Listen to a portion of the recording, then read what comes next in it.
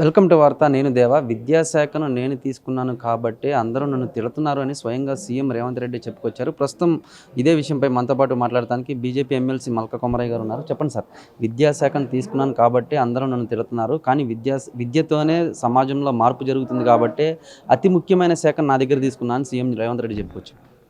CM గారు చెప్పింది 100% correct. ఎందుకైతే ఈ understood the problems of all the teachers and students, but now problem is to implement all the problems and ఆ problems అన్నీ వాళ్ళు అర్థం చేసుకున్నారు. స్టూడెంట్స్కి ఓన్లీ విద్యతోనే ఫ్యూచర్ ఉంటుందన్నారు. అది మేము అందరం కూడా స్వాగతిస్తున్నాం ఆ స్టేట్మెంట్. కాబట్టి దాన్ని ఫుల్ఫిల్ చేయడానికి మనం ఏం చేయాలి? గవర్నమెంట్ స్కూల్స్లో టీచర్స్ లేరు, టీచర్స్ ఉన్న దగ్గర స్టూడెంట్స్ లేరు, స్టూడెంట్స్ ఉన్న దగ్గర ఫెసిలిటీ లేదు, ఇన్ఫ్రాస్ట్రక్చర్ లేదు, గర్ల్స్ స్టూడెంట్స్ వాష్రూమ్స్ లేవు, మెయింటెనెన్స్ లేదు, తర్వాత కాంపౌండ్ వాల్స్ లేవు, తర్వాత different schools different SC ST BC model schools different కేటగిరీగా డివైడ్ చేయండి. ఆ డిఫరెంట్ స్కూల్స్ డిఫరెంట్ అడ్మినిస్ట్రేషన్ కింద వస్తుంది. తర్వాత ఎడ్యుకేషన్ సెక్రటరీకి మిగతా సెక్రటరీస్కు కోఆపరేషన్ లేదు, తర్వాత సమన్వయం లేదు. ఏదైతే కామన్ ఇంట్రెస్ట్ ఉందో అవన్నీ సరిగా జరగట్లేదు. కాబట్టి బీజేపీ పార్టీ తరఫున మా డిమాండ్ ఏంటంటే ఇమ్మీడియట్గా ఒక మంచి ఎడ్యుకేటెడ్ పర్సన్ను ఎడ్యుకేషన్ మినిస్టర్గా ఫుల్ఫ్లెడ్జ్డ్గా ఉంటే ఈ ప్రాబ్లమ్స్ అన్నీ డే టు డే చూసుకోవడం జరుగుతుంది. అందుకే మేము సీఎం గారిని ఇమీడియట్గా ఎడ్యుకేషన్ మినిస్టర్ని అపాయింట్మెంట్ చేయమని చెప్తున్నాము. సీఎం గారికి అవగాహన వచ్చింది, నాలెడ్జ్ వచ్చింది, ఏం చేయాలని తెలుసు. కానీ because of the so many activities and is busy schedule is not able to concentrate much. అందుకే మేము డిమాండ్ చేసి ఇమీడియట్గా ఒక రెగ్యులర్ మినిస్టర్ని అపాయింట్ చేసి తర్వాత ఎడ్యుకేషన్ డిపార్ట్మెంట్కు బడ్జెట్లో అలొకేషన్ పెంచితేనే ఈ ప్రాబ్లమ్ సార్ట్ అవుతాయి. బడ్జెట్ పెంచినంత వరకు ఈ సమస్యలు ఇట్లా గోల్ రౌండ్గా తిరుగుతూనే ఉంటాయి. కాబట్టి కంపల్సరీగా మేము అందుకే 20% బడ్జెట్లో ఎడ్యుకేషన్కి అలాట్ చేసి ఈ పాత బకాయిలన్నీ క్లోజ్ చేసి కొత్త న్యూ ఎడ్యుకేషన్ పాలసీని ఇమీడియట్గా మన స్టేట్లో ఇంప్లిమెంట్ చేయాలి. అప్పుడు స్కూల్ ఎడ్యుకేషన్ హైయర్ ఎడ్యుకేషన్ రెండు ఒకటే రావాలి. ఎడ్యుకేషన్ పాలసీ 2020ని ఇంప్లిమెంట్ చేస్తే గవర్నమెంట్ ఆఫ్ ఇండియాకి వెళ్ళి కూడా చాలా ఫండ్స్ వస్తాయి. స్పెషల్గా హైయర్ ఎడ్యుకేషన్కి చాలా ఫండ్స్ వస్తాయి. తర్వాత యూనిఫామ్ ఎడ్యుకేషన్ ఉంటుంది. మన పిల్లలు మన అందరం ఇవాళ రేపు old world becoming one space. కాబట్టి ఏ కంట్రీకి పోవాలన్నా ఎక్కడున్నా కానీ మనం కామన్ ఎడ్యుకేషన్ పాలసీ ఉండాలి. ఇండియా ఆల్సో డిఫరెంట్ లాంగ్వేజెస్ ఉన్నాయి, డిఫరెంట్ కల్చర్ ఉంది.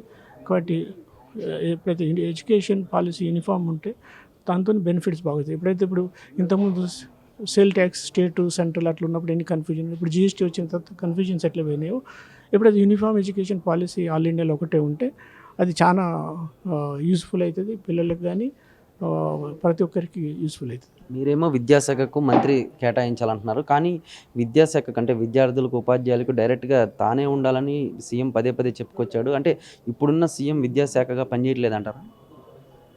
పని చేయట్లే అనట్లేదు. విద్యాశాఖలో ఉన్న ప్రాబ్లమ్స్ అన్నీ సీఎం గారికి అర్థమైనాయి. వాటిని రెక్టిఫై చేయడానికి వరకు either full fledged education minister అని ఉండాలి, లేకుంటే వారు టైం అన్న ఎక్కువ కేటాయించాలి.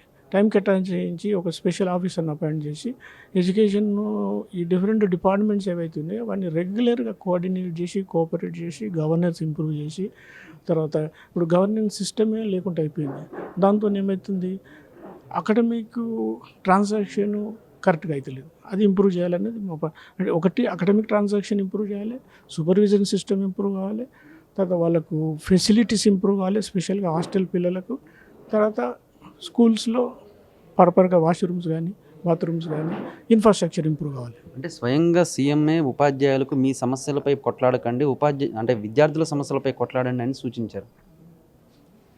మేము కూడా అదే చెప్తున్నాం. నేను కూడా ప్రతి మీటింగ్లో ఉపాధ్యాయులకు టీచర్స్కి ఏం చెప్తాం, మీ టీచర్స్ అనేది మీ first duty you to perform as your teacher, then only you fight for your rights.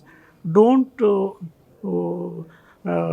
అంటే ఈ క్లాసులు చెప్పకుండా మీరు సమస్యలకు ఫైట్ చేయొద్దని నేనే ప్రతి మీటింగ్లో చెప్పాము టీచర్లకు. First as a teacher your duty is to educate the students and don't because of your anger or your strikes, students should not suffer.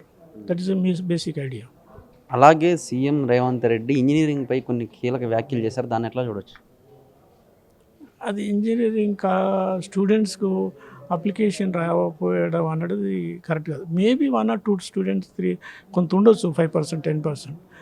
But engineering విద్యార్థులే బాగలేరు అన్నది కరెక్ట్ కాదు. ఇప్పుడు మన దగ్గర 1 lakh students every year pass అయితే మన వాళ్ళే ఇప్పుడు ఆల్ ఇండియాలో కానీ హైదరాబాద్లో మన ఐటీ హబ్ ఉంది, మన పిల్లలే అందులో పనిచేస్తారు.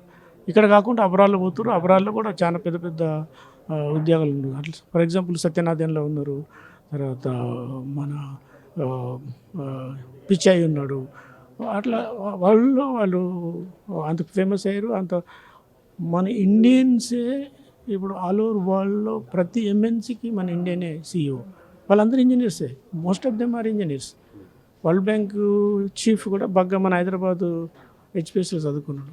కాబట్టి అట్లా జనరల్గా చెప్పడం అసలు ఎడ్యుకేషనే ఇంజనీరింగే స్టూడెంట్స్ బాగాలేరు అనడం కాకుండా ఇంజనీరింగ్కు ఉన్న ఇంపార్టెన్స్ను డైల్యూట్ చేస్తూ మాట్లాడారు, అది కరెక్ట్ కాదు. ఎందుకంటే ఇంజనీర్స్తోనే మనం సెటిలైట్ చేస్తూ ఉన్నాం, ఐటీ సాఫ్ట్వేర్ చేస్తూ ఉన్నాం. మనం ఇండియాలో #1 సర్వీస్ సెక్టర్లో అయినామంటే ఇంజనీరింగ్ విద్యతోనే. కాబట్టి కొంతమంది బాగాలేదు. కాకుండా మీరు ఇప్పుడు NIT తీసుకోండి, IITs తీసుకోండి, IIM తీసుకోండి, లేదా గవర్నమెంట్ ఆఫ్ ఇండియా ఉండే ఆర్గనైజేషన్స్ అన్ని టాప్ క్లాస్లో నడుస్తుంది. మనం కూడా ఆ టాప్ క్లాస్లో నడపవచ్చు. ఉస్మానియా యూనివర్సిటీ ఉంది, JNT ఉంది, తర్వాత వేరే IITs ఉన్నాయి. అందులో బాగానే ఉంది, ఇంక ఇంప్రూవ్ చేయాలి. ఫైనల్గా నిన్న సీఎం ఉపాధ్యాయులతో మీటింగ్ సందర్భంగా ఒక బీజేపీ ఎమ్మెల్సీగా మీరు ఏం చెప్పబోతున్నారు? ఆనరబుల్ సీఎం గారు అంటే మాకు చాలా గౌరవం ఉంది. కాకపోతే ఆయనకు నాలెడ్జ్ కూడా వచ్చింది, సబ్జెక్ట్ కూడా తెలుసు. కాకపోతే దానికి బడ్జెట్ అలాట్ చేయించి స్టూడెంట్స్ బకాయిలు పే చేసి టీచర్స్కి మంచి శాలరీస్ ఇచ్చి వాళ్ళకి ఫెసిలిటీస్ ఇస్తే మన టీచర్స్ అద్భుతాలు చూపిస్తారు, మన స్టూడెంట్స్ అందరినీ బాగా చదివిస్తారు. చూసారు కదా, మొత్తం మీద కనుక మనం చూసుకున్నట్లయితే విద్యాశాఖకు సంబంధించి సపరేట్గా ఒక మినిస్టర్ అన్నా కేటాయించాలి, లేదా సీఎంఏ ఎక్కువగా సమయం అన్నా కేటాయించాలని అయితే మాత్రం బీజేపీ ఎమ్మెల్సీ మల్క కుమారయ్య చెప్పుకొచ్చారు. కార్తీక్తో దేవా వార్త, హైదరాబాద్.